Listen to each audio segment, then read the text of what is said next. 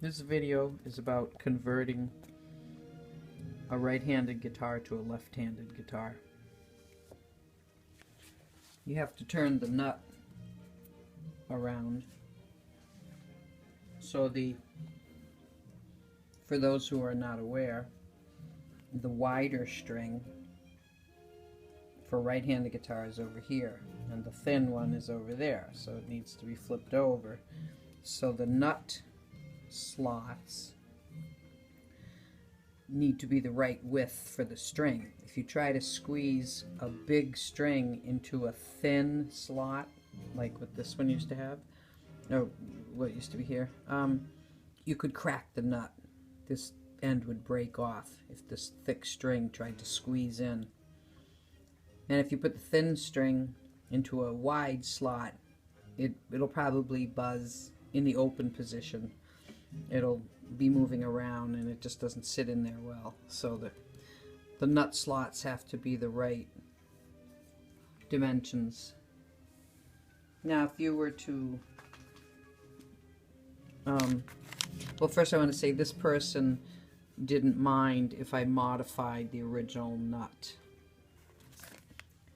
It's quicker, because if you make a nut, usually you have to make it from a blank, a square blank. And some more, and then here's one that's pre-shaped.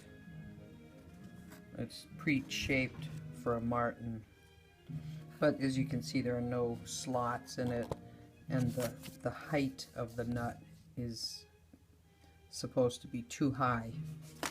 If you were to get a plastic nut or a pre-cut nut, the odds are it won't fit perfectly. You have the width, the length to deal with, the width and the height, and the string spacing. So it's much easier to just make it from a blank. You can order some pre-cut ones and see if you get lucky and have it fit perfectly. So with this one, all I did was I shimmed the nut up. You can see a different color piece under the nut. It's a piece of wood. It's veneer. This is 3-ply veneer that I cut it to the exact size of the nut. Glue it in under the nut. And by the way, don't use a ton of glue. You want to be able to knock these out with a little bit of tapping and have them come out. So I raised the nut up high, and then I cut it lower on the bottom. I mean on the top. I brought it down, and then I cut the string slots the right size, and as you can see, they are the size of the string. So it looks like a new left-handed nut. Now you come down here to the saddle. This white piece is the saddle. And on most guitars, this side of the saddle is closer to the neck than that side, as you can see. When you intonate the guitar, intonate means to have it play in tune. The strings need to be fine-tuned. You put them in a coarse spot, but then you fine-tune it. And this is just an average spot. So the thick string, the low E, wants to be the furthest away, the longest, and the thin string wants to be the shortest. So when you convert it to left-handed, it's rather difficult to fill the slot and reroute the slot to put a saddle in. So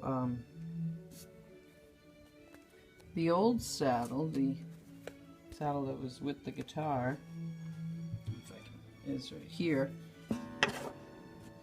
It is a compensated saddle. The top has different lengths. So the bass side would be the longest, and the treble side, the thin string would be the shortest. If I turn this saddle around, I still get the same length. This side here is longer, and that side is still shorter.